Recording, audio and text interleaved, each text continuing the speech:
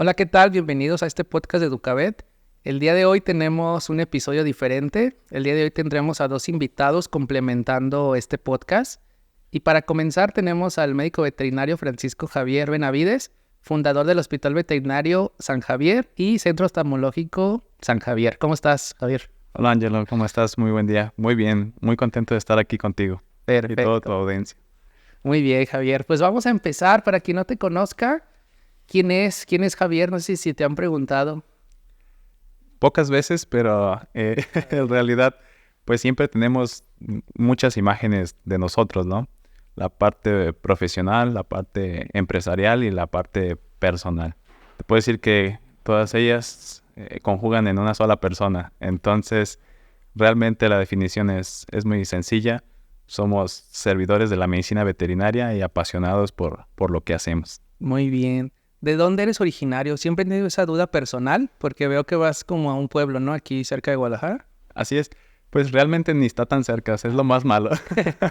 Pero fíjate que yo me crié mucho en la sierra entre Nayarit, Zacatecas y Jalisco. Ah, ok. Entonces, aquel es un pequeño espacio donde realmente es la naturaleza y es donde yo me crié y donde crecí con mis padres en el campo y mis hermanos. Ok. Y es donde nació el amor por los animales. Precisamente te iba a preguntar, ¿de ahí nació el amor? ¿Tenías contacto con caballos, vacas, con Sí, todo eso? realmente desde toda mi vida, desde pequeño, ahí es donde yo los veía como mi familia, tanto una vaca, un becerro, a un perro, un caballo, a las mismas aves o a los animalitos que estaban ahí de la fauna. Realmente pues era mi hábitat. Muy bien. ¿Y siempre, al estudiar veterinaria, siempre quisiste perros o al principio traías la idea, otra idea? Realmente era otra idea, totalmente Ok. era otra idea, era poder regresar a nuestro rancho, a la comunidad, al pueblito, a poder ayudar a las personas con sus animales, porque realmente lo que yo veía era que una gran angustia Ah, ok. por querer ayudar a sus animales y no tener el recurso y ni siquiera existir un veterinario, ¿no? Iban a hacer muestreos o por ahí de vez en cuando es que iba un veterinario, daba una plática y asesoraba ahí a los productores y se regresaba. Entonces, pues la misión era regresar nosotros para poder enfocarnos en ese gran vacío que yo veía que existía, ¿no? Pero no tenías una especie en particular, o sea, querías... No, realmente uno quería ser veterinario y curar a todos los animales, ¿no? Ok. Y esa es la otra pregunta, ¿dónde cambió ese chip? ¿En qué momento sientes? Primero, supongo que fue por pequeñas Ujú. y después, ¿cómo fue el tema de los ojos? Fíjate que después enfocarnos en el área de oftalmología, fue realmente también viendo la necesidad que existía en nuestra ciudad. Y bueno, al ir interactuando con médicos veterinarios, veía que esa era una gran parte que muchas veces no se le daba la importancia adecuada o, o no existía el médico veterinario que se dedicaba exclusivamente a esa área en especial.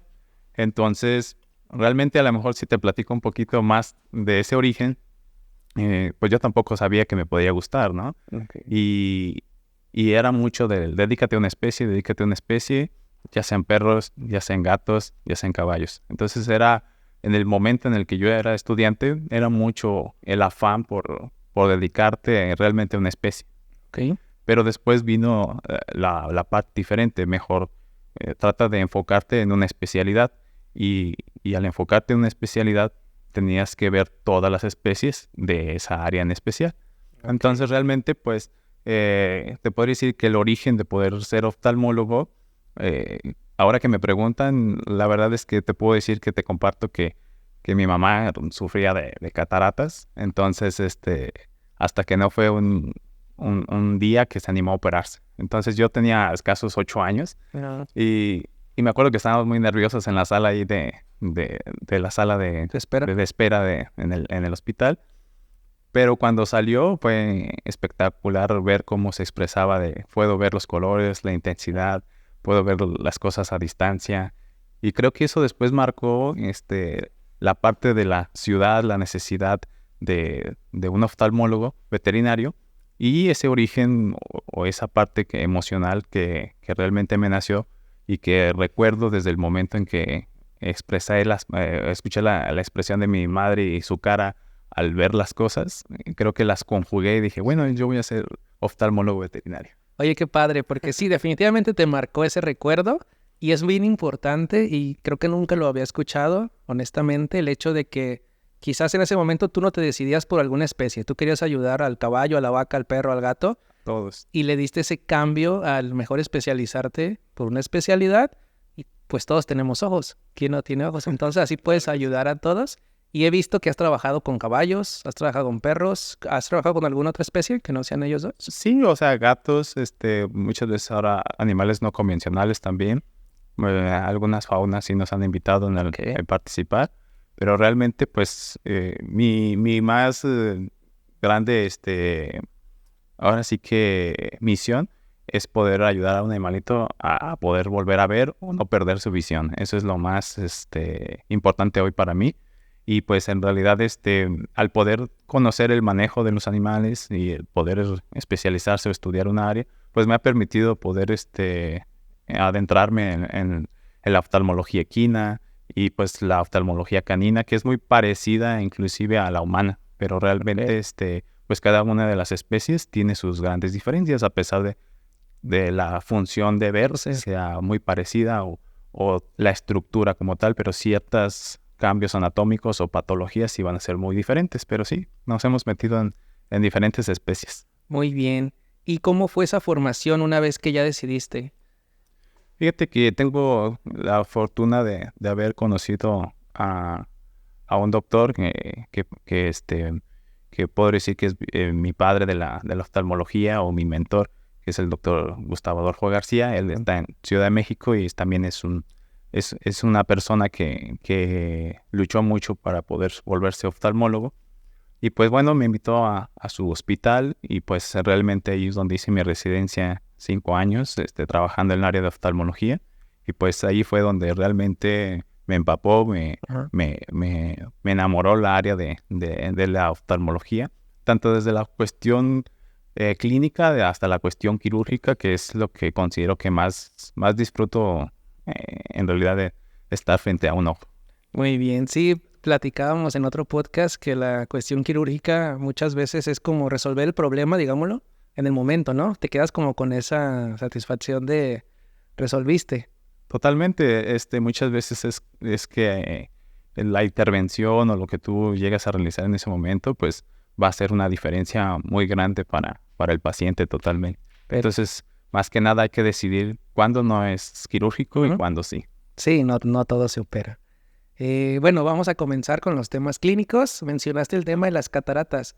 ¿Qué son las cataratas?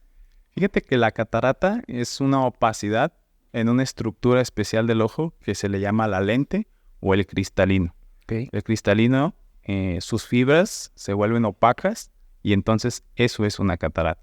Una opacidad que está en otra estructura no es catarata, pero solamente se le define a la opacidad que ocurre en la lente, la estructura que enfoca las imágenes en la retina. Ok, no toda sombrita en el ojo es catarata, entonces. No. Pueden ser otras Muchas cosas. veces vemos un ojo azul, opaco, y creemos que eso es una catarata, pero no. En realidad, esta estructura está adentro del ojo y detrás de la pupila, se podría decir, o del iris, y esa estructura se le llama la lente, y ahí es donde se forman las cataratas. Fíjate que es muy importante eso para el dueño, porque muchas veces ven opacidad y ya es catarata y ya no hacen nada. No van ni a consulta ni a confirmar el diagnóstico y puede ser otra cosa que más sencilla quizás, no sé. Exacto. Y puede salir adelante el pacientito. Sí, muchas veces realmente no se dan cuenta, ¿eh? Muchas veces el propietario no puede definir cuándo tiene una catarata, a menos que esté muy madura o se van a ver de un color blanquecino. Okay. Pero es importante que siempre el tutor de la mascota pues pueda estar observando sus ojos de alguna manera. Muchas veces es coincidencia, lo están viendo con una foto, en cierta posición que tiene la mascota ante la luz, pues realmente es cuando se percatan de que algo está sucediendo en el ojo, ¿no? Y entonces muchas veces coincidencia, o ya cuando los observan chocar. En realidad, muchas veces los tutores no saben que existen médicos veterinarios enfocados en la oftalmología para empezar, entonces muchas veces no saben ni a dónde llevar. O la otra, van con el médico que no es especialista o que no tiene experiencia en oftalmo y les puede decir otra cosa. Muchas veces llega a pasar eso. Exactamente, muchas veces puede suceder que tampoco conoce cuáles son las alternativas Así es. para ese paciente.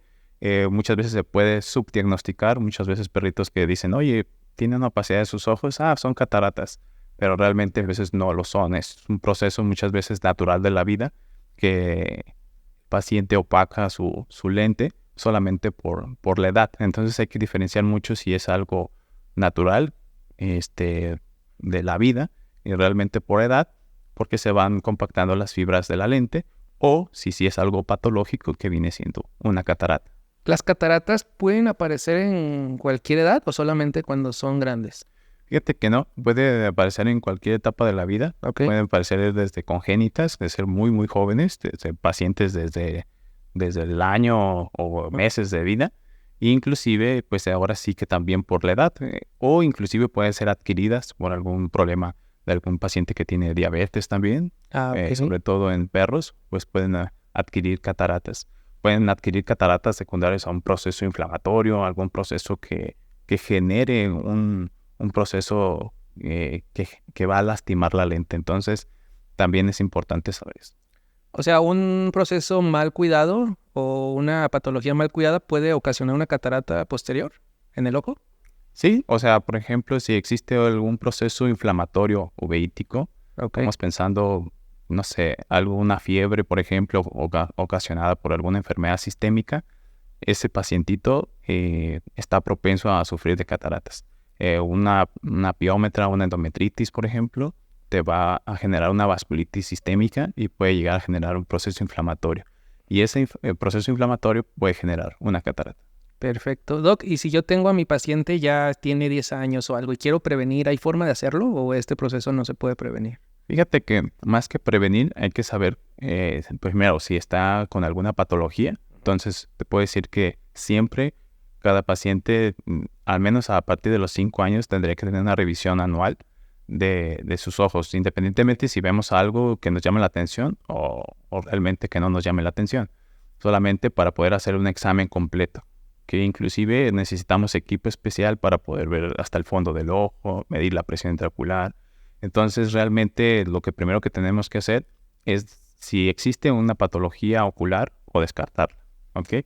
Si ya encontramos una patología, por ejemplo, que hay una catarata incipiente o inmadura, que le llamamos porque tienen etapas, desde madura, hipermadura. Entonces, realmente nosotros tenemos que monitorear cuál es el momento en el que se tenga que hacer algo como tratamiento definitivo, porque el único tratamiento que existe es el quirúrgico.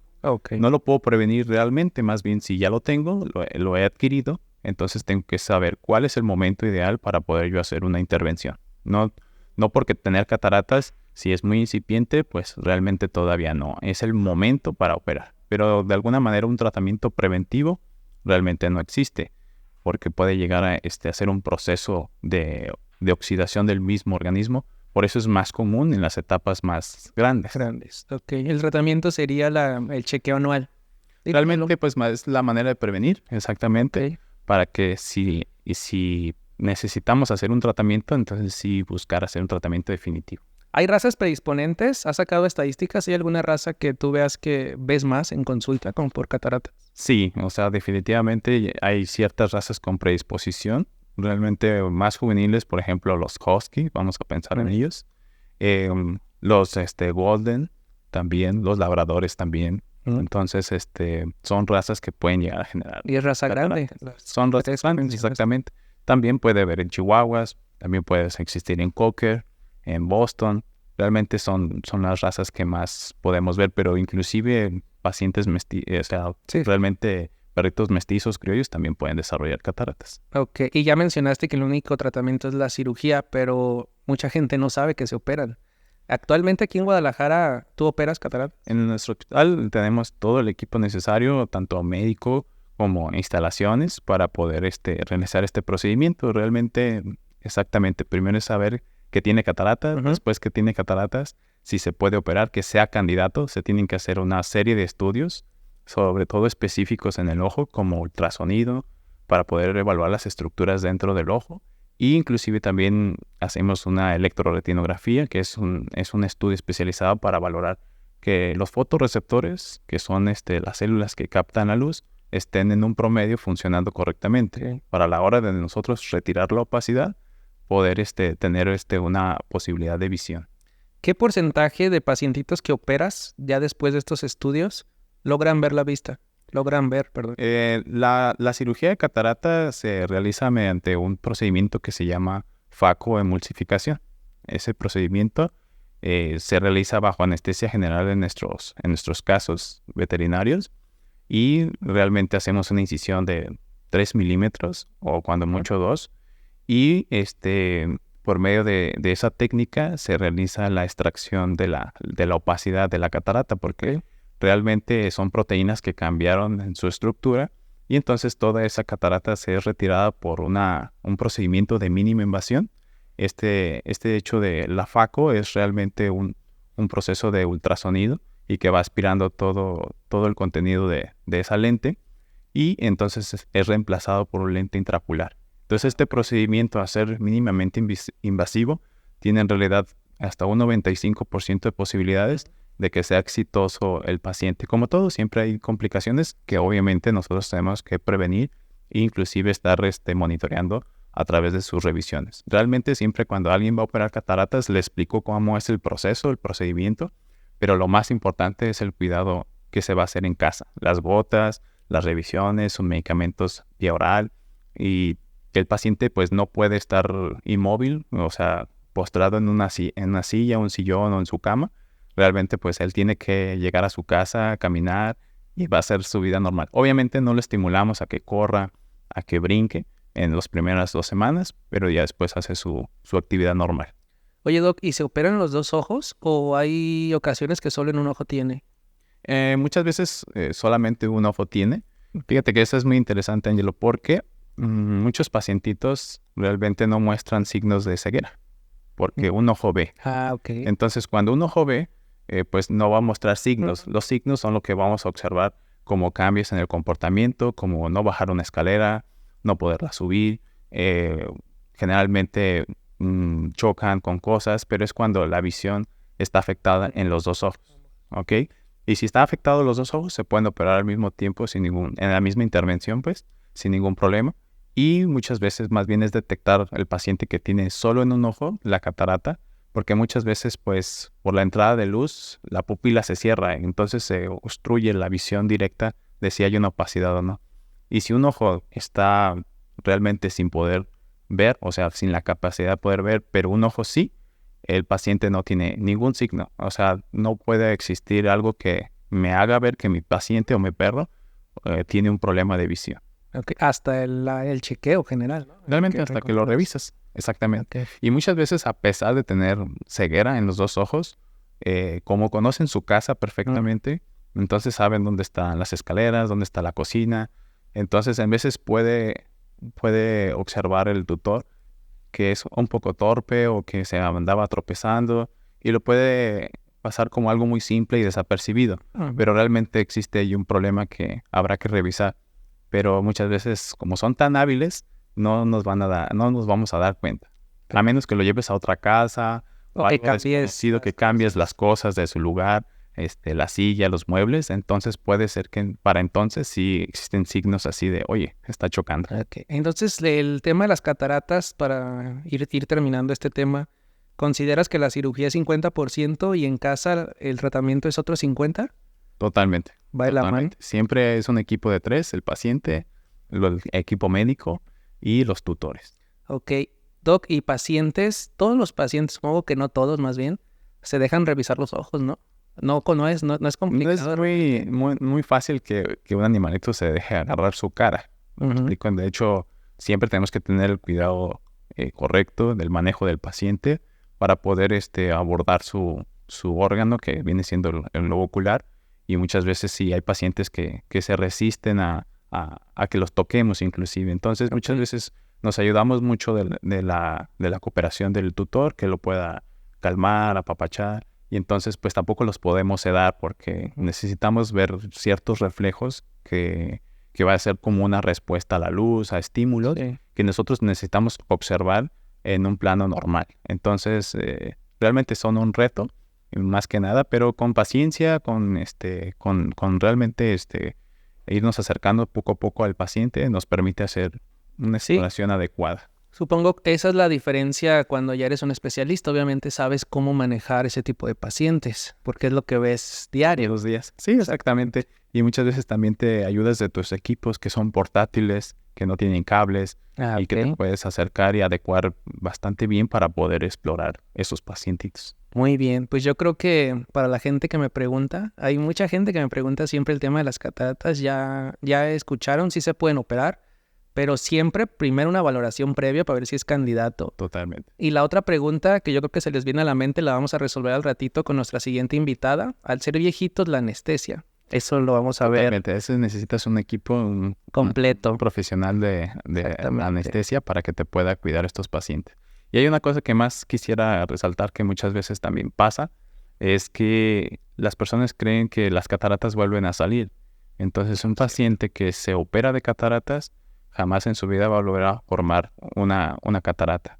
Entonces, no es que vuelvan a salir o reincidir. Realmente nosotros retiramos una proteína, nosotros retiramos estructuras dentro de esa lente, la limpiamos perfectamente. Puede existir una opacidad o un recrecimiento que le llamamos recrecimiento cortical, que opaca un poco las cápsulas que quedan en su ojo y realmente eso se puede llegar a limpiar, pero muchas veces en pacientes caninos no lo hacemos y no hay problema en esa parte. Entonces, realmente no vuelven a salir, es una cirugía que es de por vida.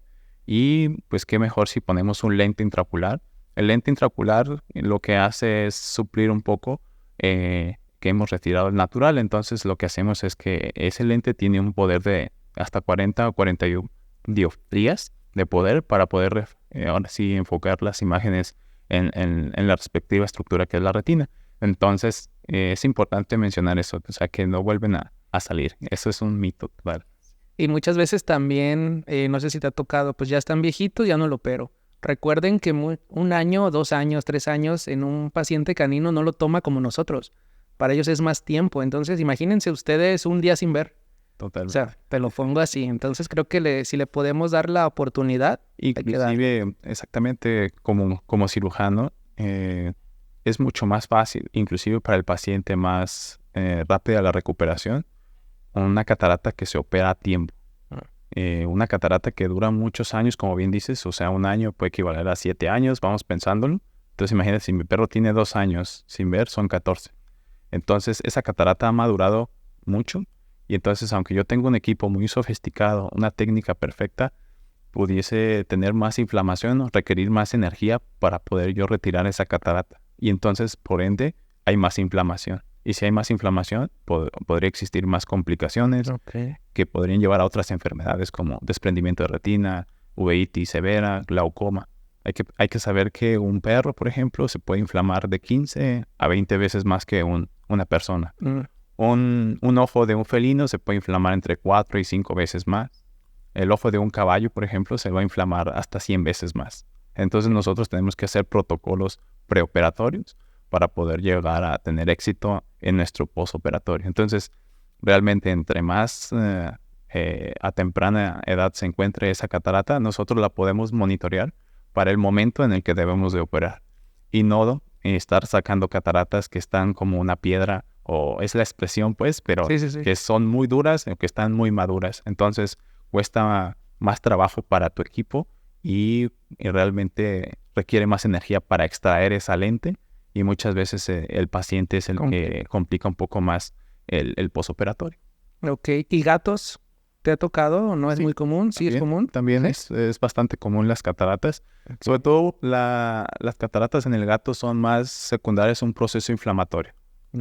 Si un gatito tiene una uveitis, por ejemplo, es muy propenso a generar cataratas. Entonces, esos pacientitos, no se diga, hay que tenerlos monitoreados en el momento.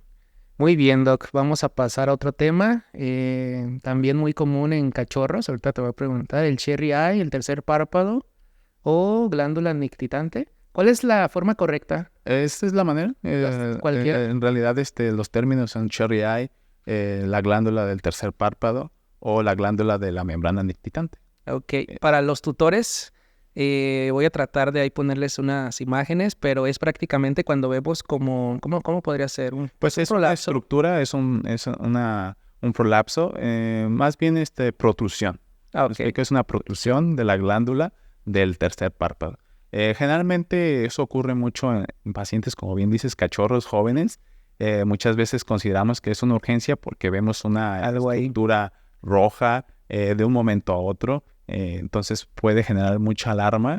Sobre todo son llamadas que recibimos en el hospital de emergencia. Nos mandan una foto y realmente pues no podemos saber con una foto si es una emergencia o no del todo hasta no ver el paciente. Pero en este caso particular te puedo decir que podemos calmar a las personas desde un teléfono, decir, no, tranquilo, es una glándula, se ve muy, muy aparatoso Aparatoso. realmente, pero pues es una estructura que estaba en su posición, pero se rompen, ¿no?, los ligamentos de colágeno y hay razas predispuestas como el bulldog inglés sobre todo, y entonces de un momento a otro ves una estructura en el ojo, realmente que está más en la parte nasal, roja, y que pues es parte como del ojo. Entonces generalmente es una situación muy alarmante, pero que realmente puedes tomarlo con calma y acudir al veterinario para poder hacer su seguimiento respectivo. Incluso a veces regresa a su lugar, ¿no?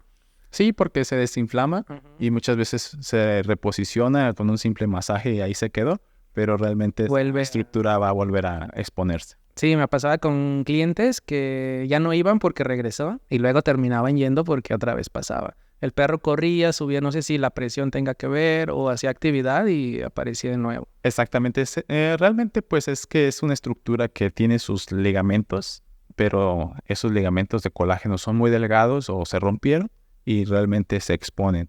Y realmente cuando se expone, entonces ahora se inflama. Pero Ok. llega un momento en que se desinflama por la misma lubricación o un masajito y vuelve a su posición, pero eso no quiere decir que se escape de que se vuelva a exponer. ¿Y esta estructura que hace, Doc? ¿Qué hace en el ojo? ¿Cómo Fíjate ayuda? que esa estructura es muy, muy importante para el ojo. Al ser una glándula, produce entre el 27%, inclusive hasta reportes de hasta el 60% de la producción total de la película lágrima. O sea, produce la parte acuosa en un gran porcentaje para el ojo. Hay dos estructuras glandulares acuosas, la glándula principal infraorbitaria y la glándula del tercer párpado. Inclusive esta glándula del tercer párpado tiene tejido linfoide asociado a la conjuntiva, que es realmente un tejido que produce defensas locales para el globo ocular. Entonces, de esa manera es como es su función, tanto producir lágrima, agua, como también producir defensas locales para el globo ocular. Entonces el quitarla está mal porque estás dejando sin producción. Totalmente, estás desprotegiendo al globo ocular, o sea, está contraindicado retirar la glándula. Esta es una práctica que antes estaba indicada o al menos se hacía y es algo que hoy si yo tengo un perrito y tengo una glándula expuesta, vas a llegar al consultorio, le van a revisar, le van a medir su lágrima, le van a poner tinciones, van a evaluar que no tenga ninguna otra lesión. Y entonces te van a dar antiinflamatorios, te van a tratar de desinflamar ese tejido para poderlo llevar al quirófano, pero es muy importante que como tutor o como responsable de esa mascota te informe que hay que hay que reposicionar completamente ese tejido en su posición para que vuelva a tener su función exactamente. Entonces, realmente no, está contraindicado retirarlas, o sea, es una práctica que realmente muchas veces se venía haciendo anteriormente y era algo que pues quizás se indicaba. Nunca me he encontrado un libro donde lo indique, pero realmente pues está contraindicado su extirpación porque después ese 60 o ese 27% de lágrima le va a hacer falta para toda su vida. Y puedes tener problemas ojo seco. Problemas muy severos, Angelo. La verdad es que realmente un paciente que no tiene su lágrima adecuada, muchos casos van a subir sus posibilidades de que generen ojo seco, tanto en la semana posterior a haberse retirado la glándula, inclusive 5 años después está descrito. Entonces, si un pacientito tiene su glándula del tercer párpado se extirpa, quizás su problema de ojo seco empiece en los 5 años. ¿Ok? Y es el origen de haberse retirado la glándula. Sobre todo razas como los bulldog inglés, francés, exponen un 50% más a que tengan posibilidades de desarrollar ojo seco a lo largo de su vida. El ojo seco es una enfermedad que también podemos compartir con los perritos, los gatos, y realmente las personas que tienen ojo seco es horrible porque pues siempre sienten fotofobia, les afecta la luz, sienten arenillas en los ojos rojos, molestos, siempre quieren estarse rascando la superficie del ojo y eso puede generar problemas serios como úlceras corneales. Muchas veces pues esas úlceras profundizan, pueden perforar el ocular, o sea, se van perdiendo capas de la córnea, el vidrio del ojo, y entonces esa estructura pues está siempre expuesta, porque la única manera en que se nutre esa córnea es a través de la lágrima. Fíjate que eso es importante porque yo creo que los que la hacen piensan que no pasa nada porque ya no regresa con ellos.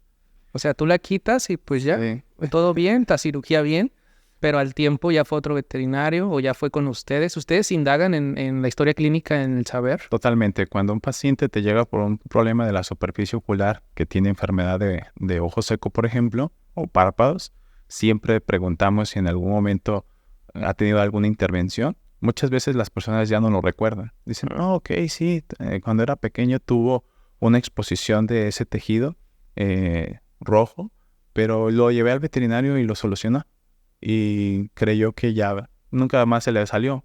Y realmente es verdad, o sea, jamás se va a volver a exponer, pero pues porque se retiró. Siempre cuando voy a hacer esta intervención, siempre le explico al tutor, oye, yo voy a hacer esta intervención para reposicionarla, ponerla en su posición, y es una microcirugía bajo un microscopio, y vamos a usar suturas muy finitas. Es probable que se vuelva a exponer, pero solamente al que intenta reposicionarla. En un porcentaje muy mínimo, pero puede reincidir, y la única manera es volverla a fijar. Entonces, realmente es muy importante que esta glándula se reposicione en su lugar. Y de esa manera, pues entonces cuando nosotros tenemos un paciente que está en nuestra consulta, pues preguntamos si en aquel momento se le indicó reposicionar o se le retiró.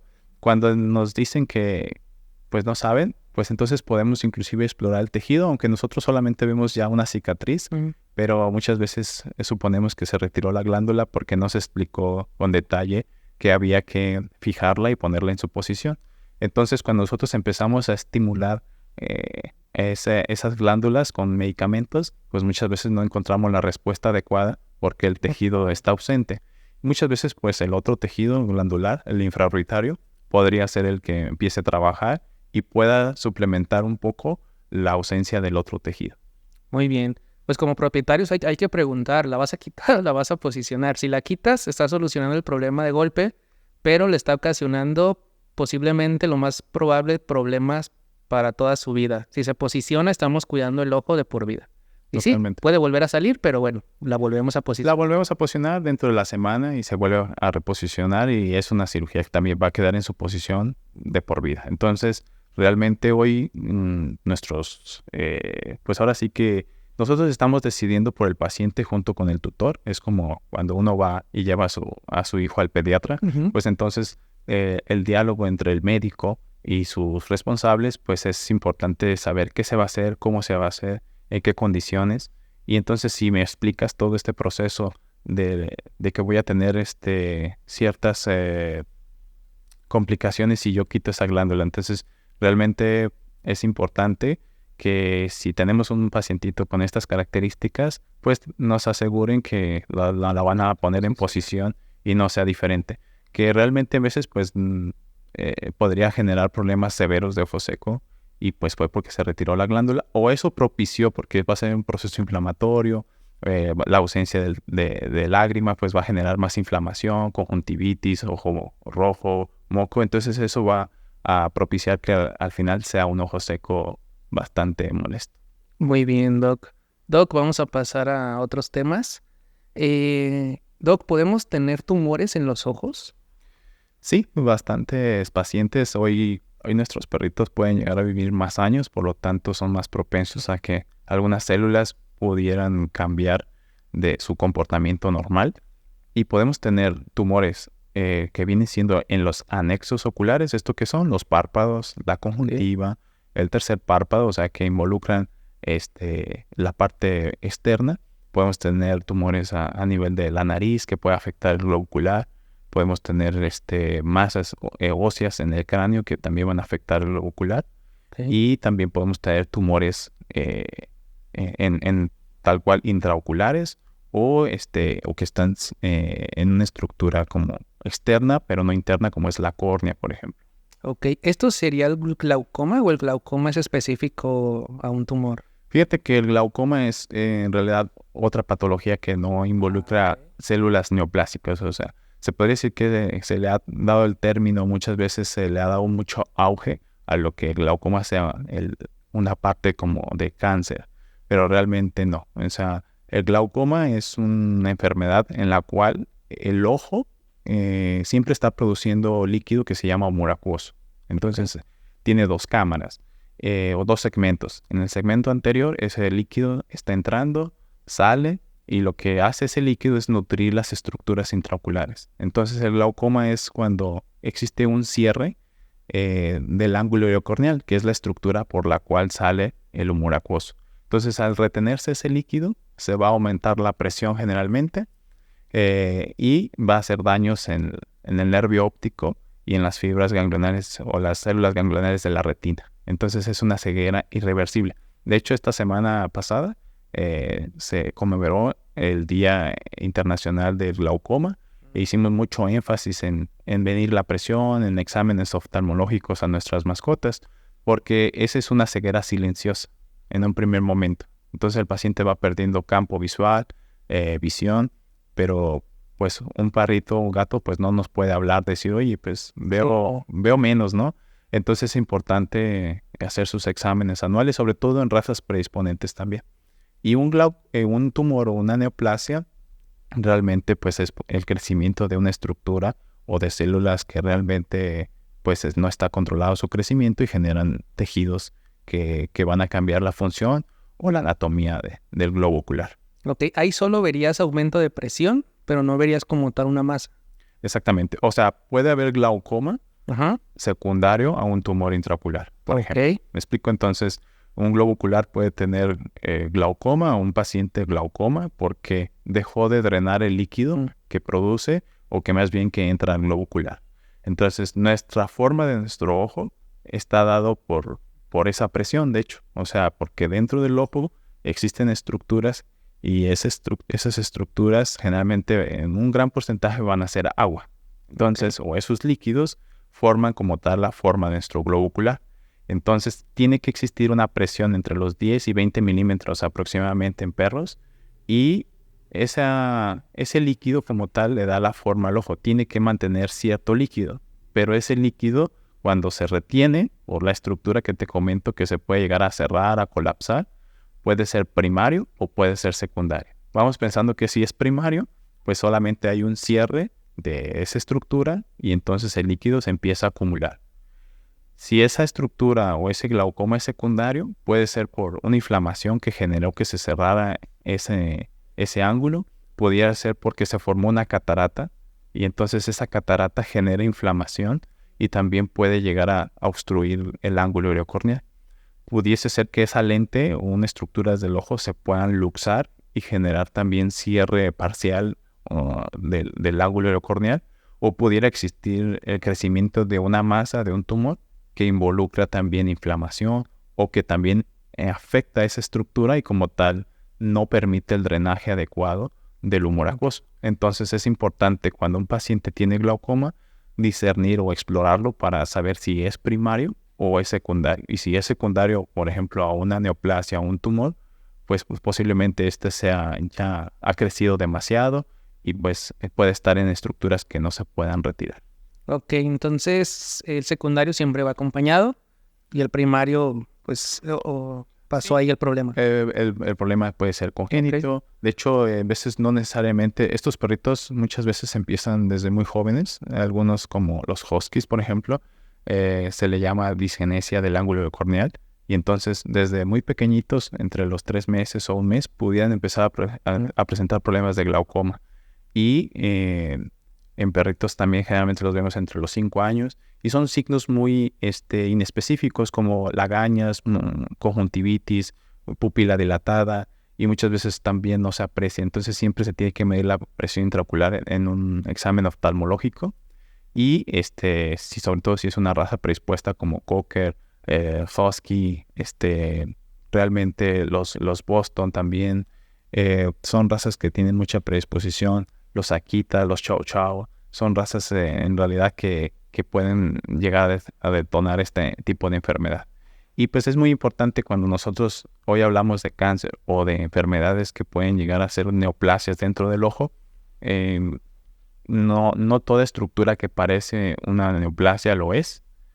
Entonces, muchas veces nos topamos con gatitos, sobre todo, que muchas veces tienen quistes y hacen referencia a que son tumores. Entonces, muchas veces el tratamiento es muy radical y ese ojo no tenía que haberse hecho nada. ¿Me explico? Hay otros tumores que se pueden reseccionar y salvar el globo ocular y su función. ¿Me explico? Muchas veces está totalmente invadido, puede ser primario, y ya no hay función y no hay manera de retirarlo. Entonces ahí sí el paciente está en riesgo. Trabajamos mucho con la parte de oncólogos veterinarios, lo cual entonces empezamos a estadificar al paciente. Es que prácticamente lo más importante es eso, que acudan con el especialista y que hagan chequeos anuales, porque ya mencionaste la mayoría, bueno, algunas son silenciosas. Entonces no te vas a dar cuenta hasta que ya esté. Sí, o sea, la medicina, se podría decir, mejor es la preventiva. Uh-huh. Y muchas veces hablamos de anuales, pero recordar que el metabolismo de nuestras mascotas es mucho más rápido. Inclusive no estaría mal pensar en revisiones inclusive semestrales. Okay. Pero ya con que sean anuales, ya damos por bien hecho. Muy bien. Vamos a pasar a nuestra sección que tenemos de algunas preguntas que buscamos en internet, como las más comunes. Ok. Voy a empezar con la primera. ¿Mi perro puede perder la vista de forma aguda?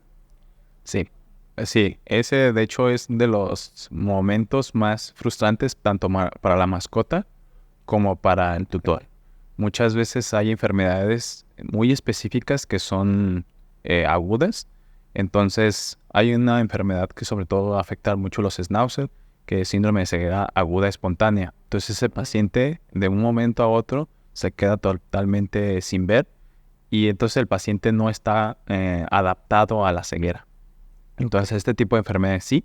También cuando existen glaucomas, sobre todo bilaterales, que se suben la presión en los ojos al mismo momento, al subirse la presión hasta 30 o más de 30 ya pudiese el paciente tener la imposibilidad de poder ver. Entonces esos pacientitos se pueden quedar sin ver de un momento a otro. Pacientes con catarata también, sobre todo diabéticos, pueden una semana formarse esa catarata y entonces ese paciente también presentar ceguera aguda de un momento a otro. Entonces ahora se me vienen a la mente esos 3 episodios. También puede existir más bien cuando existe un desprendimiento de retina. También, sobre todo cuando es bilateral. Entonces puede existir desprendimientos de retina. Entonces son situaciones donde el paciente deja de ver de un momento a otro de manera aguda y que sobre todo es una emergencia poder atenderlos para poder valorar si podemos hacer algo a tiempo. En el síndrome de ceguera aguda espontánea adquirida, ese no hay tratamiento en el mundo, no existe tratamiento hasta el momento. Sí hay manera de diagnosticarlo, pero todos los demás que te comento sí hay tratamiento.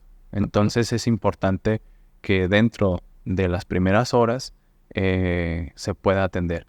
Sobre todo los que se enfocan en lo que viene siendo el glaucoma y el desprendimiento de retina, son tejidos muy especiales o muy especializados y muy delicados que cuando se llegan a afectar no pudieran regenerarse. Entonces es lo importante que lo hagamos lo más rápido posible para que pueda ser atendido y que esa enfermedad no avance para poder entonces rescatar ese tipo de células como viene siendo las células de la retina o del nervio óptico. Ok. pienso que ha de ser muy fea esa imagen, ¿no? De que tu paciente, tu mascota se ponga quizás a ladrar o quizás ansioso, ha de ser... Sí, nos lo comparten muchas personas, inclusive que puedan llegarse a deprimir sus perritos. Y muchas veces inclusive las personas comparten empáticamente esa depresión con sus mascotas. Ok. Porque de ser perritos que son pues muy brincones, saltan, corren, van por la pelota, la traen. Entonces, Sí. en el proceso de que hemos acompañado a algunas personas en la recuperación de la visión de sus mascotas, vuelven a la vida, nos dicen, oye, Ujú. es que no hacía esto, no ladraba, no iba por su pelota. Hay una pacientita que recuerdo mucho que nos decía, yo de plano le escondí su pelota porque estaba la pelota de un lado y no la veía y ella se echaba y se ponía ahí a un lado y pues de plano escondí la pelota, ¿no?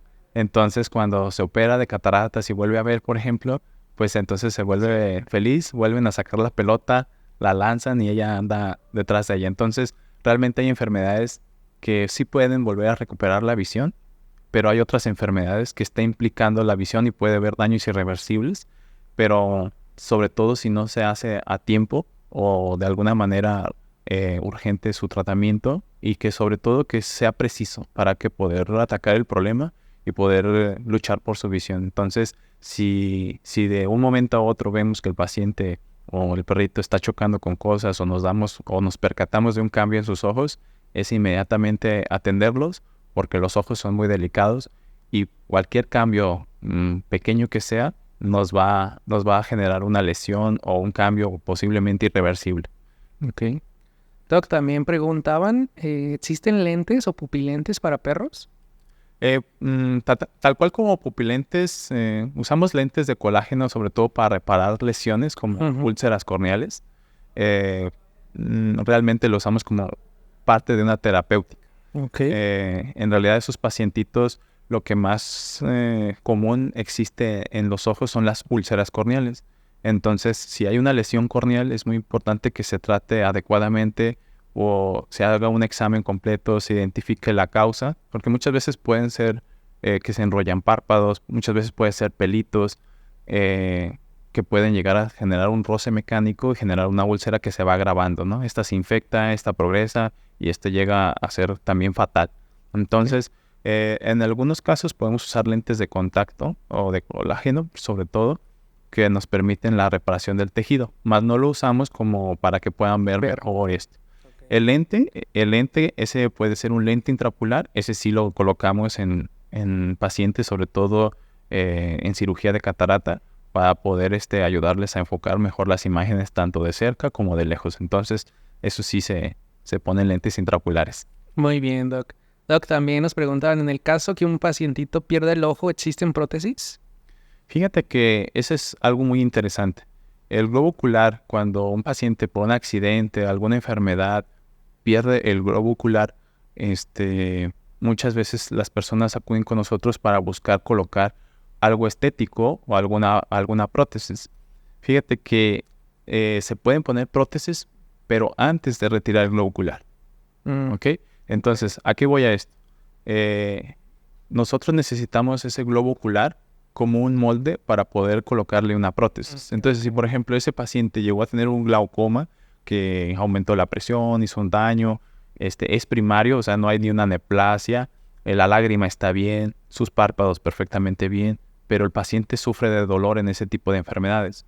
Entonces, ese tipo de enfermedades, la opción en veces es retirar el dolor.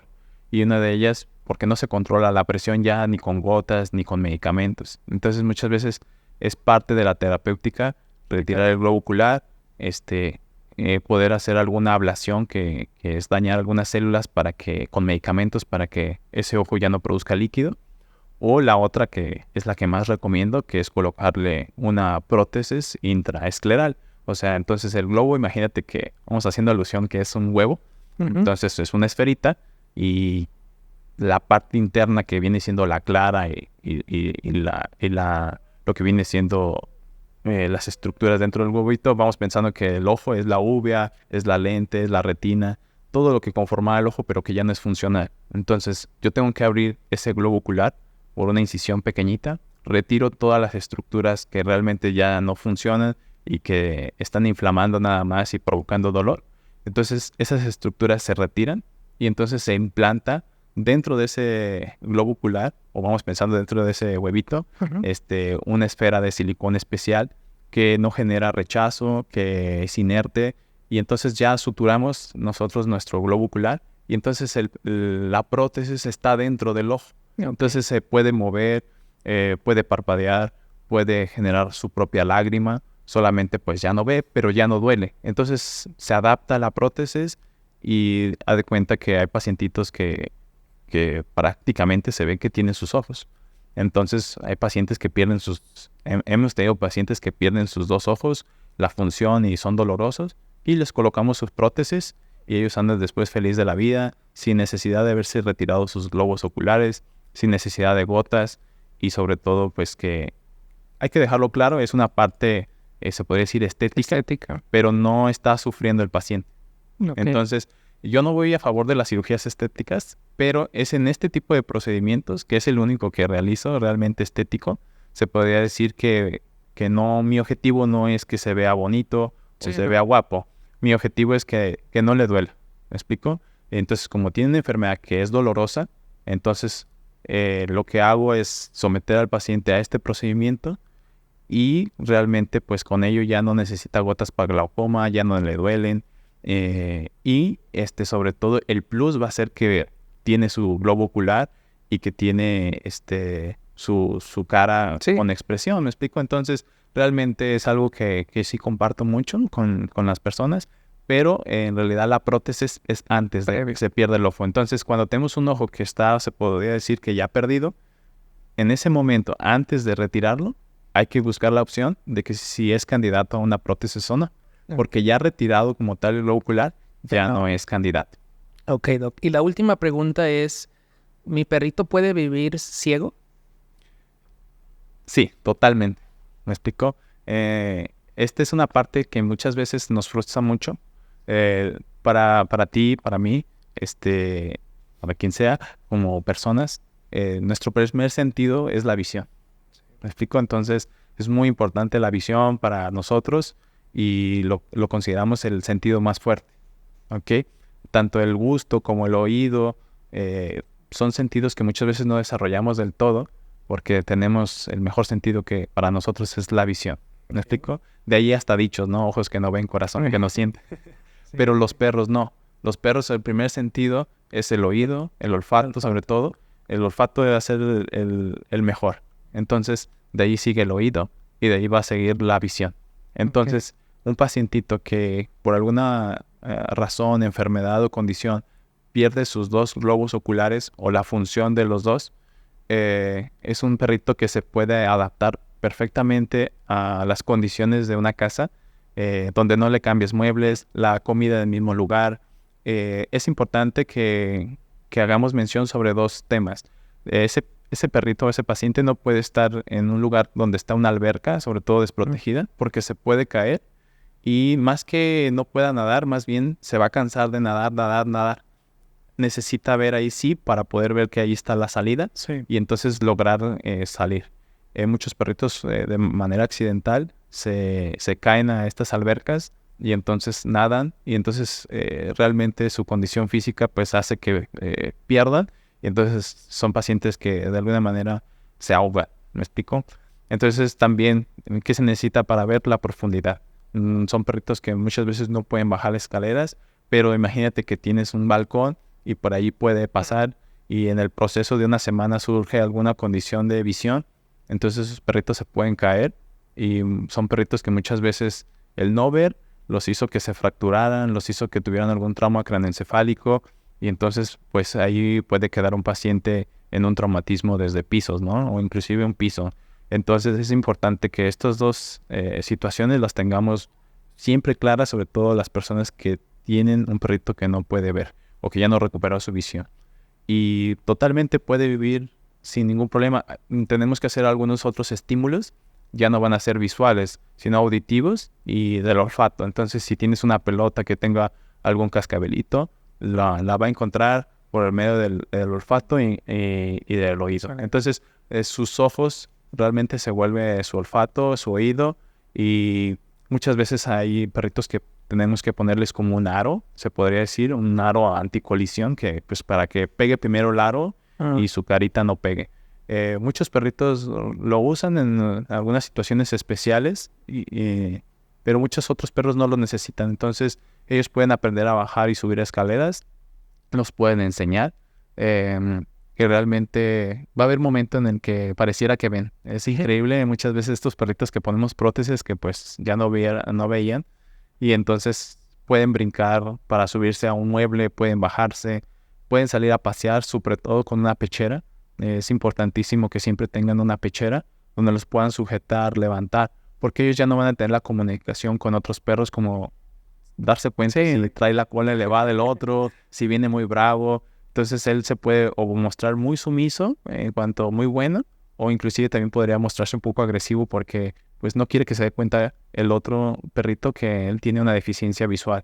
Entonces realmente pueden vivir sin ningún problema, no los tienen que estar cuidando todo el tiempo en cuanto a es que me voy a trabajar y entonces se queda solito el perro. Realmente él va a conocer su medio, el ambiente en donde está, y va a conocer cuando llegues a trabajar. Quizás no te vaya y te encuentre, pero te va a empezar a alzar, se va a dar cuenta hasta del sonido del carro, ¿no? Entonces es súper importante saber que los perritos pueden vivir una vida muy buena y muy normal, inclusive a pesar de dejar de ver. Muy bien, Doc. Doc, pues ahora sí, para terminar esta parte del podcast, invitarlos al Hospital San Javier y al Centro Oftalmológico aquí en Guadalajara, a los tutores y a los médicos también, a empezar a lo que hacemos mucho, cuando ya sale de tus manos, hay que referirlos con especialistas, al especialista que ustedes quieran, obviamente. Y bueno, doctor, la última pregunta sería, ¿cuál es la diferencia o qué características tienen los hospitales o el centro que no tienen otros hospitales? Muy bien, es algo que nos genera un plus. Fíjate que en el Hospital San Javier tenemos muchos especialistas y hacemos una área multidisciplinaria. Del hecho de que podemos abordar a un paciente de la perspectiva de diferentes especialidades. En el área, por ejemplo, de oftalmología, pues vas a contar con un equipo de 4 oftalmólogos que van a estar al pendiente, tanto en fines de semana o guardias. Tratamos de que esos pacientes sean citados bajo cita, pero si es una emergencia, al tener más médicos, podemos hacer espacios para poder atender esas emergencias y no sean esperadas hasta cierto tiempo, por lo mismo que hablábamos que los tejidos son muy delicados. Entonces ese es el plus. Contamos con equipo especializado en el área de oftalmología, desde lámparas de hendidura, tonómetros, oftalmoscopios. Muchas veces me genera mucha sensación de satisfacción porque muchas personas, oftalmólogos humanos, han ido a nuestro hospital y se dan cuenta de que del examen completo que realizamos en nuestras mascotas, o muchas veces inclusive usuarios ya que han ido a una consulta de oftalmología hacen referencia que nos hemos revisado tal cual como si los hubieran revisado a ellos. Tenemos equipos sobre todo de quirófano, microscopios de alta gama para esta especialidad, equipo para cirugía de cataratas especializado que realmente no le pide nada a un procedimiento de medicina humana y buscamos estar a la vanguardia para ello. Entonces la diferencia de estar en una área de especialidad es que podemos ofrecer todas las herramientas que existen y la tecnología para poder resolver, diagnosticar y tratar alguna patología que requiera de todo esto. Entonces eso es lo que nos caracteriza como hospital de especialidades. ¿Alguien más opera cataratas aquí en Guadalajara? Que aparte de nuestro hospital, sabemos que hay otros centros que hacen cirugía de catarata, también lo han estado impulsando y muchas veces en un principio nos apoyamos o hoy se apoyan con nosotros. Realmente sí hay en México, realmente en Monterrey, hay oftalmólogos que hacen cirugía de cataratas, en Ciudad de México también. Ahora nosotros también como hospital estamos participando el equipo de médicos, oftalmólogos, anestesistas para poder viajar a Ciudad Juárez. Estamos haciendo cirugías en Ciudad Juárez de cataratas y entonces pues le estamos dando una oportunidad a que pacientes tanto de México como inclusive el extranjero puedan adquirir este tipo de servicios con la misma calidad que podrían estar haciéndolo en otro país como lo es inclusive en Estados Unidos. Perfecto, Doc. Pues nos despedimos de ti, pero continuamos con la doctora Brenda, que es parte de tu equipo. Claro que sí. Muchísimas gracias, Doc. Un placer estar contigo y la verdad encantado de la invitación. Muchas Y tenemos una cita porque nos faltaron muchos temas. Claro que sí. Cuando tú decidas podemos hacer algo muy especial de alguna patología y compartimos imágenes, compartimos casos que seguramente van a ser la educación hacia el tutor. ¿Qué es lo que necesitamos? Que estés informado, que sepas dónde puedes acudir o tu médico con quién puede acudir para que podamos juntos resolver una patología. Perfecto, Doc. Muchísimas gracias. Al contrario, un placer, Doc. ¿Qué tal? Para continuar ahora con la parte anestésica tenemos a la doctora Brenda Cebes, anestesista del Hospital Veterinario San Javier. Hola Brenda, ¿cómo estás? Hola, muy bien, muchas gracias. Muchas gracias por la invitación. No, de qué, de nada. Vamos a platicar ahora de la parte anestésica. Ya escuchamos a Javier decirnos de la cirugía, pero creo que el dueño le tiene más miedo a la anestesia que a la cirugía. Sí. Entonces, bueno, para comenzar primero, te quiero hacer algunas preguntas personales. ¿Tú eres de aquí de Guadalajara? Sí, de aquí soy. Muy bien. ¿Cuántos años tienes que egresaste? Te ves muy joven. Tiene como 8 años, no. Ya muchos. Sí, 8. Okay. 8 años que salí. Lo de te ves muy joven lo hago en cierto sarcasmo porque muchas veces las personas mayores, o sea que te ha pasado, al ver una persona joven piensan que no tenemos la capacidad ni los méritos, digamos, para estar ahí. Así es. Entonces, bueno, ¿por qué anestesia? ¿Qué te llevó a estudiar anestesia? Ok, pues no sé, yo desde que salí realicé prácticas en el Hospital de Pequeñas Especies en la UAM y al rotar por todas las áreas, recuerdo que anestesia era como el área que generaba más miedo. No sé si por la responsabilidad que era sobre el paciente o por el académico del área. Pero fue algo que me gustó muchísimo. Me gustó y desde ese momento sabía que me gustaba anestesia. Obviamente intenté valorar otras opciones antes de dedicarme por completo a esto, pero no, siempre volvía. Sí. ¿De qué universidad eres egresada? Soy de aquí, de la UDG. Aquí estudié la licenciatura y en la UAM estudié la especialidad. Ok, eres especialista. Sí, así es. Ok, esa parte no me la sabía. Muy bien. ¿Tienes familiares médicos o eres la primera generación? No, tengo una prima que es veterinaria y ella es de la UNAM. Ok. Entonces, ella es cirujana, así que... Ahí van de nuevo. Bueno, sí, la cirujana o una anestesista. Sí. Muy bien.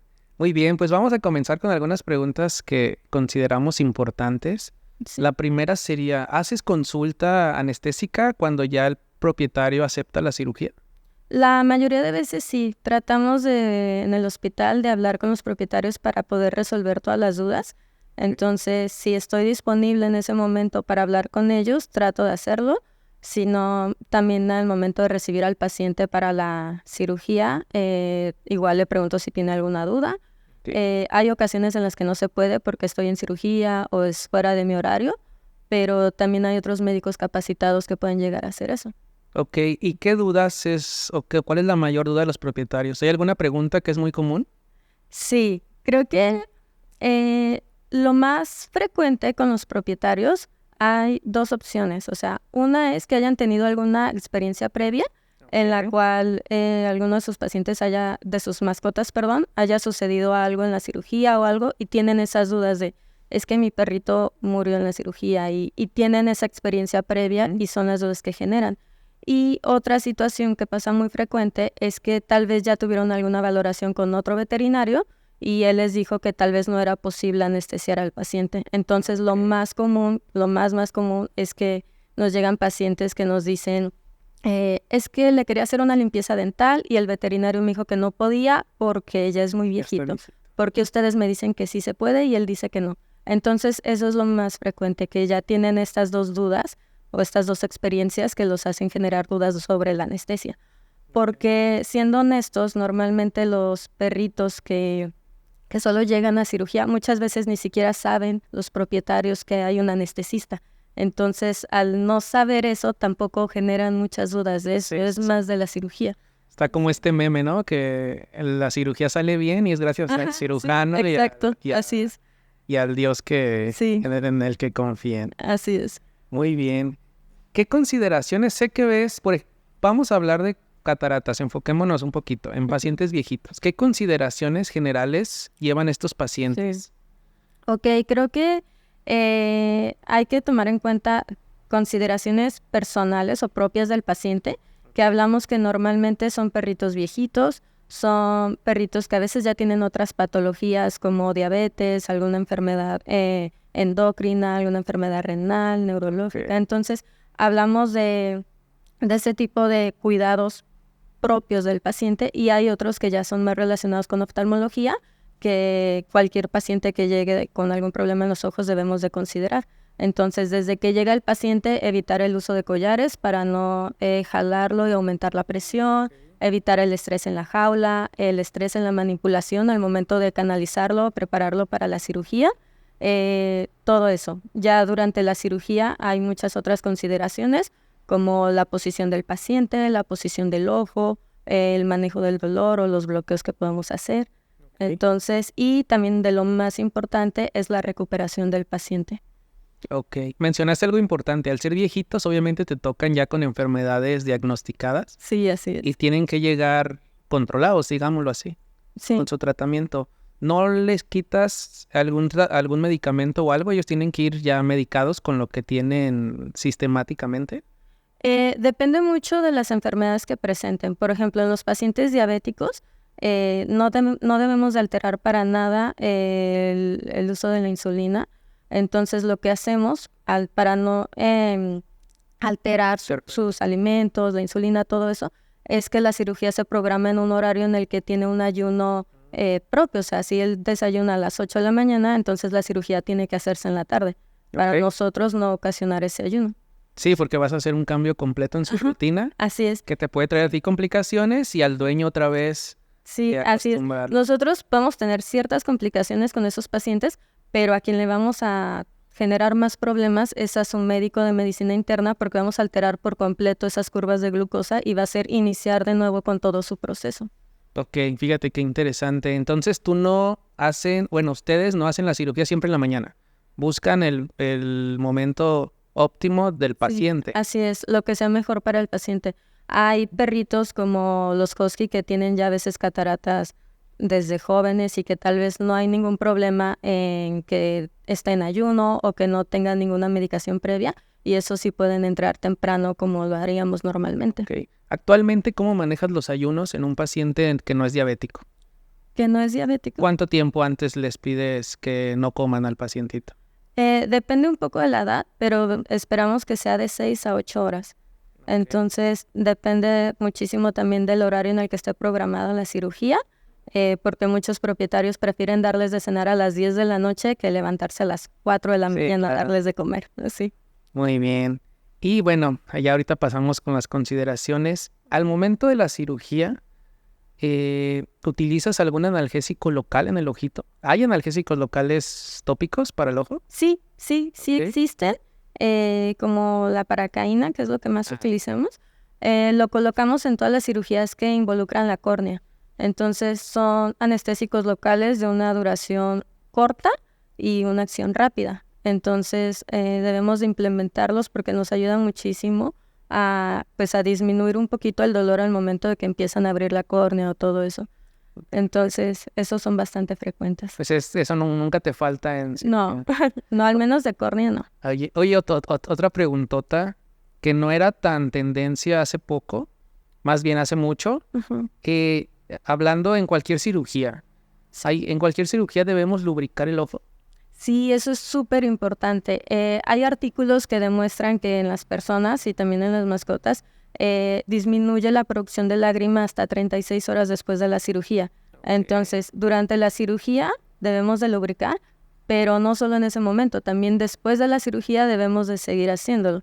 Y algo que es muy importante también es que a veces en oftalmología llegan con algún ojito perforado y al posicionarlo, todo eso, se nos olvida por completo el otro ojo y ese lo dejamos así y ya después el que está perforado es el otro. Entonces siempre hay que cuidar muchísimo el ojo que está sano. Ok, entonces dentro de su terapéutica debe de llevar gotas artificiales a casa. Sí.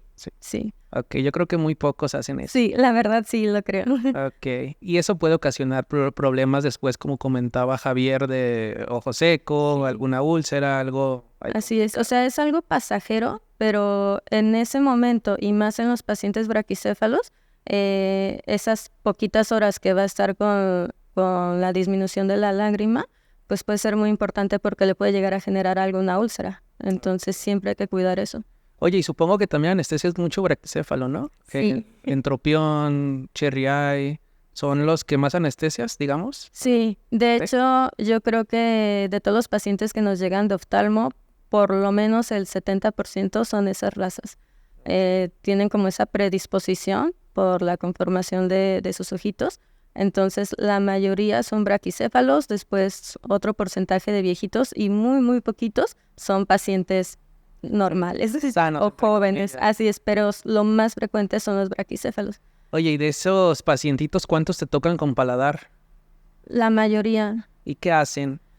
Pues desde que hacemos la evaluación preanestésica, hablamos con los propietarios y le comento eso, o sea, todo lo que es el síndrome braquicéfalo, las consideraciones que debemos de tomar en eso, y hablamos también de las opciones que ellos tienen. Hay cirugías muy cortas que hacemos que hable tal vez con el cirujano y que puedan llegar también a de una vez realizar la cirugía del paladar o de las narinas si los propietarios así quieren. Te lo pregunto porque me sonó mucho. En República Dominicana Sí. no operan nada si no antes operan el paladar. Porque sabemos que las muertes en los pacientes anestesiados, la mayoría pasan a recuperación, Sí. que es cuando muchas veces ya nosotros no estamos, ya está parte del equipo, y muchas veces en cirugía bien, pero por ese paladar en recuperación nos puede ir mal. Sí, así es. Eso es muy importante. A eso es a lo que nos referimos con las consideraciones propias del paciente, que en ellos debemos de tener muchos cuidados, igual desde que estamos preparando al paciente hasta la recuperación, siempre mantenerlos con oxígeno y que estén intubados hasta el último momento, hasta que ellos nos lo permitan.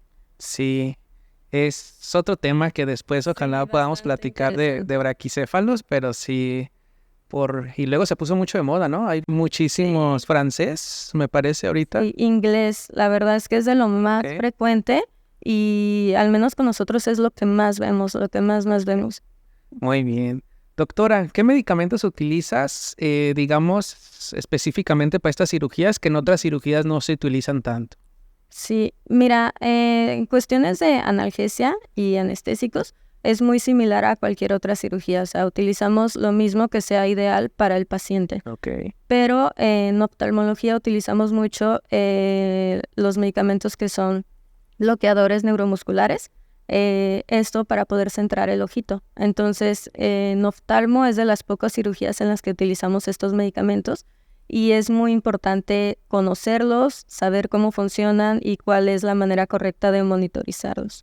Sí, porque muchos anestesistas le tienen miedo. Creo que son de los medicamentos que más tienen respeto, digámoslo así. Sí, Pero esa es la siguiente pregunta, ¿cómo centras el ojo?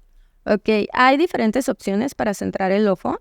Puede ser con suturas, que lo hace el oftalmólogo, puede ser con alguna inyección atrás del ojito, pero no es tan recomendable porque pueden llegar a generar algún daño, o puede ser con estos bloqueadores neuromusculares, que lo que hacen es relajar los músculos del ojo y este se centra solito.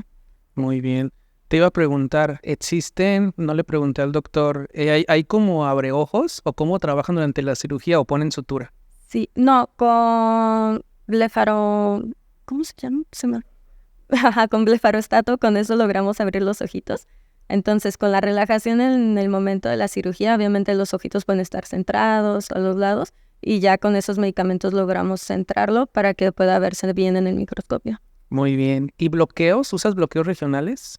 Sí, los utilizamos principalmente en las enucleaciones o en la colocación de prótesis, porque utilizarlo en algún otro tipo de cirugía ocular es como poner en riesgo a veces el ojito. La estructura. Así es, entonces llegamos a utilizar el retrovulvar principalmente para poder bloquear el nervio, y hay otro que utilizan mucho, incluso en consulta, ni siquiera en anestesia, que es el auriculopalpebral, que es para poder eliminar un poco el espasmo y el parpadeo y que sea mucho más fácil poder evaluar durante la consulta. Muy bien. Oye, doctora, ¿y medicamentos anestésicos o analgésicos que aumentan la presión intracraneal utilizas o esos los dejas a un lado? Hay muchos medicamentos que pueden llegar a aumentar principalmente la presión intraocular, pero sí llegamos a utilizar algunos, pero depende mucho de la dosis. Por ejemplo, si utilizamos alfa-2 en dosis altas puede aumentar la presión arterial y esto de alguna manera se ve reflejado también en la presión intraocular. Pero si lo utilizamos a la dosis correcta, pues no nos genera ningún problema. Hay otros como la ketamina o el etomidato que también pueden llegar a aumentar la presión, pero si tratamos de evitarlo en cirugías en las que sabemos que es todavía más importante cuidar esto, como en las perforaciones corneales o en las DSML. Ok, muy bien. Entonces sí, obviamente cada paciente tiene su plan anestésico Sí, así es. y vamos a cuidar lo que el cirujano necesita, en este caso la cirugía y el pacientito. Así es. Y en realidad más importante que las consideraciones del medicamento son los efectos de estos o también situaciones que debemos de evitar durante la preparación. Como te había comentado, el evitar presionar la vena yugular para que no aumente la presión al momento de canalizarlo, al momento de prooxigenar a los pacientes, evitar que la mascarilla llegue a rozar los ojos porque podemos llegar a tocarlos o lastimarlos. O cuando vamos a intubar al paciente, muchos lo que hacen es esperar que tenga este reflejo de tos para saber que están en la tráquea y en estos pacientes está contraindicado porque esta tos es un aumento de la presión. Entonces, si hay un paciente ya con un DSM, podemos perforar el ojito. Y Eso no lo sabía. sí, también algunos medicamentos como los alfa-2 que pueden llegar a generar vómitos. Este vómito es aumento de la presión y es muy riesgoso para los ojos. Entonces son todas estas cuestiones técnicas que debemos de cuidar mucho más que en sí los medicamentos. Ok, ¿y pacientes agresivos cómo le haces? Muchas veces tenemos que pues hacer la preanestesia desde antes de canalizarlo para evitar ese estrés. O sea, yo prefiero que absolutamente todos los medicamentos sean intravenosos, pero cuando son pacientes que no cooperan y que es mucho más riesgoso forzarlos que administrar algo intramuscular, pues preferimos hacerlo así. Ok, lo inyectas cuando no se dé cuenta. Sí, para no pelear así con cuando ellos. está distraído y ya se relaja y entonces ya podemos trabajar con él con más calma. Que el doctor mencionó muchos huskies y generalmente el husky es o muy agresivo o muy miedoso. Muy chillón. Sí, pero Sí. generalmente no son como centrados. Es un dato que vi hace poco, ahorita que mencionaba al husky, que es la raza más abandonada en México. Sí, así es. Es la más De hecho. complicada de manejar, muchas veces porque quien lo va a adquirir nunca investigó nada. Sí, Entonces tengan cuidado cuando vayan a adoptar, a comprar, e investiguen qué necesidades tiene esa raza, porque si no va a acabar en la Sí, calle. sí. desgraciadamente. de hecho nos abandonaron uno hace una semana, así Ah, que está en busca de casa. por si Oye, les pues ya interesa. tienen 2 gatitos también. Sí, en el hospital. abandonados también. Entonces sí es muy frecuente. No sé por qué pasa eso con la sociedad, pero bueno. Sí. Doctora, algo que a mí me pasaba es, nunca estaba yo cómodo cuando operaban ojos. Ujú. ¿Cómo le haces para el monitor?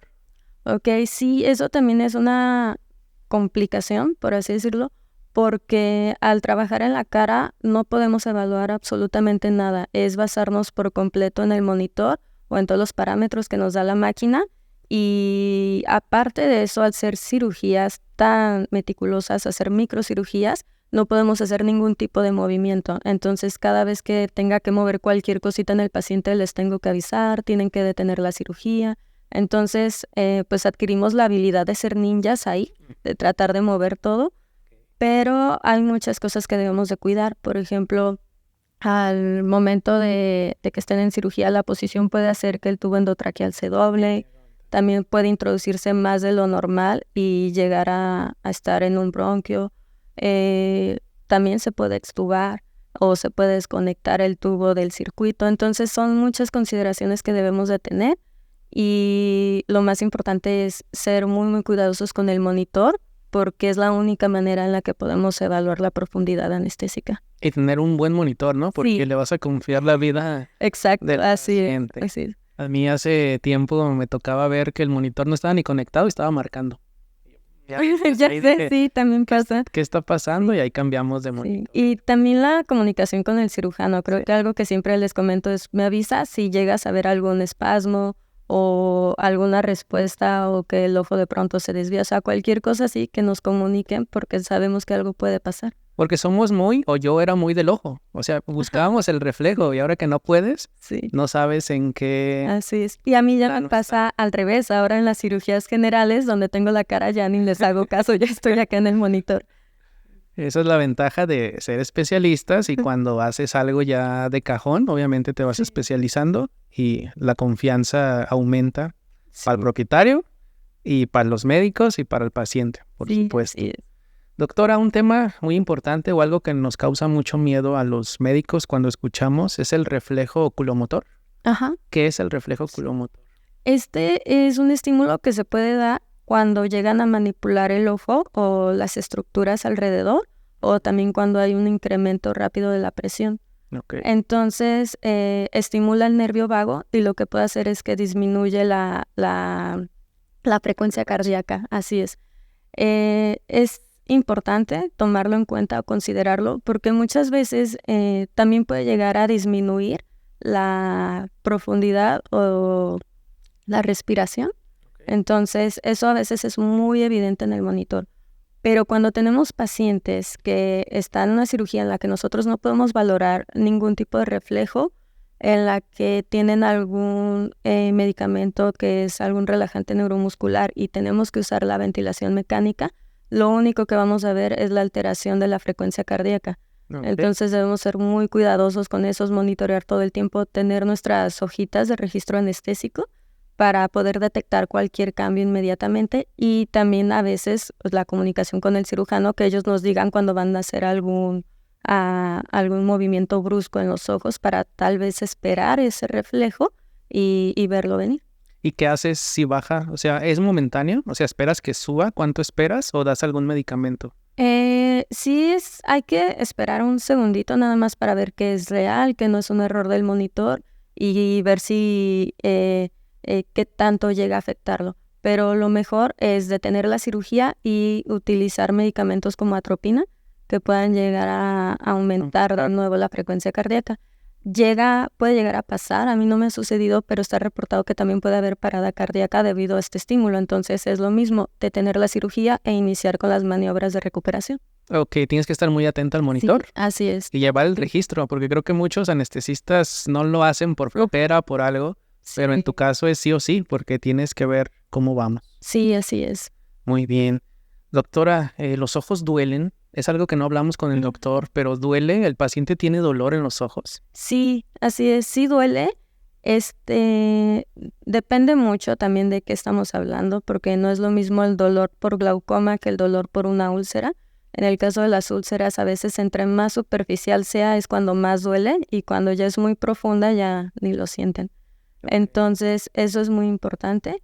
Y al menos en el hospital tratamos de usar algunas escalas. Utilizamos una escala de Glasgow modificada que no está avalada, pero es algo que nos puede ayudar, en la que también incorporamos cuando los perros están lagrimeando, cuando están parpadeando mucho, cuando tienen espasmos o se quieren rascar, que son maneras en las que podemos detectar que están sintiendo dolor en el ojito. Digo, no es algo que esté avalado, pero es algo que nos puede ayudar a detectarlo. Muy bien. Y ya para terminar, ¿qué prefieres tú utilizar? ¿O se tiene que utilizar ventilación, anestesia inhalada, activa? ¿Hay alguna anestesia, en este caso que tú prefieras, pero con cualquier tipo de anestesia podemos hacer estas cirugías o no? Sí, porque depende mucho de nuevo del paciente. Okay. Entonces podemos utilizar cualquier tipo de anestesia, pero depende para qué caso, ¿vale? Si es algo que es algo tumoral, pues tal vez nos vamos por una activa. Si es un viejito, nos vamos por diferentes opciones de anestesia, ¿vale? Entonces, podemos utilizar de todo, pero tomando las consideraciones de cada paciente. Del paciente, sí. Así es. Y como te había comentado, o sea, la mayoría de pacientes van a ser braquicéfalos, en donde ya hay un compromiso ventilatorio y tal vez el uso de ventilación mecánica sea mejor. O lo mismo en los viejitos. En los viejitos también ya hay un compromiso en la que también nos pueda beneficiar un poco la ventilación mecánica. Entonces, al menos en ese sentido, creo que sí nos preferimos ir directamente a eso. No, y la ventaja de contar con todas las herramientas en el hospital. Sí. Porque puedes elegir cuál es lo mejor para el paciente y no cuál tengo. Así es. Eso es la lo bueno. diferencia. Sí, tener todas las opciones para poder decidir lo mejor para el paciente y no trabajar únicamente con lo que tenemos. Y sé que tienes una máquina, es un avión, la máquina que tienen en el hospital. Sí. Entonces, pues nuevamente los invito a, igual como en cualquier especialidad, si tú tienes miedo o ya te dijeron que no se puede anestesiar, todo paciente se puede anestesiar. No sé, o sea, debería ser un caso súper extremo para no anestesiarlo o que no sea lo mejor anestesiarlo, pero acérquense con anestesistas y también los invito a que ya el cirujano te dijo de la cirugía, ahora quiero hablar con su anestesista o quiero hacer la consulta anestésica.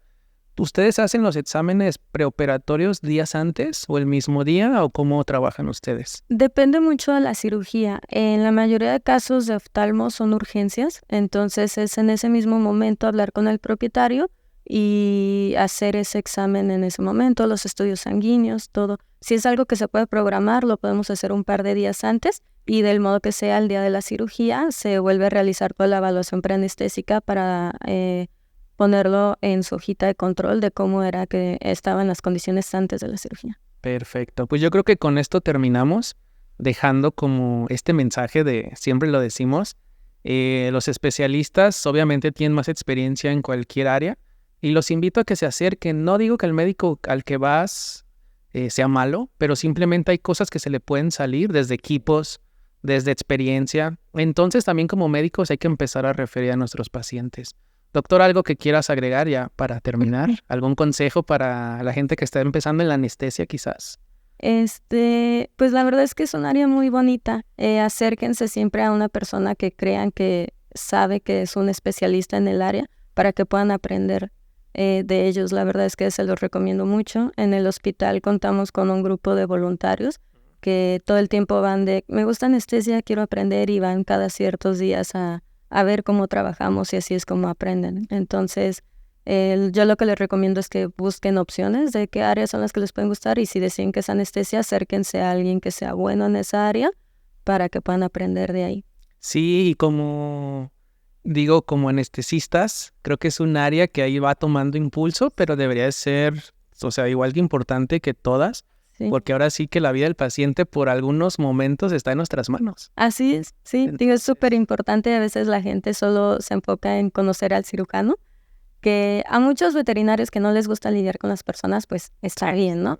Pero creo que sí es bueno dar este mensaje de que existimos, de que pueden hablar con nosotros para aclarar cualquier duda, para aclarar, explicarles cómo es todo el procedimiento, y que sepan cuál es la diferencia entre un hospital en el que se tienen especialistas y una clínica en donde tal vez una persona lo hace todo, ¿sabes? Sí, es muy cuadrado. Es como una vez un médico de aquí de Guadalajara le dijo a otro médico, sin quemar a la gente, pero que él necesitaba que todos sus médicos supieran hacer hamburguesas como en McDonald's.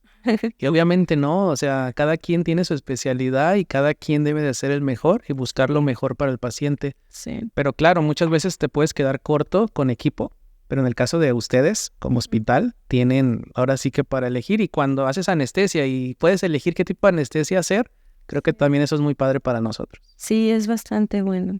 Muy bien, doctora.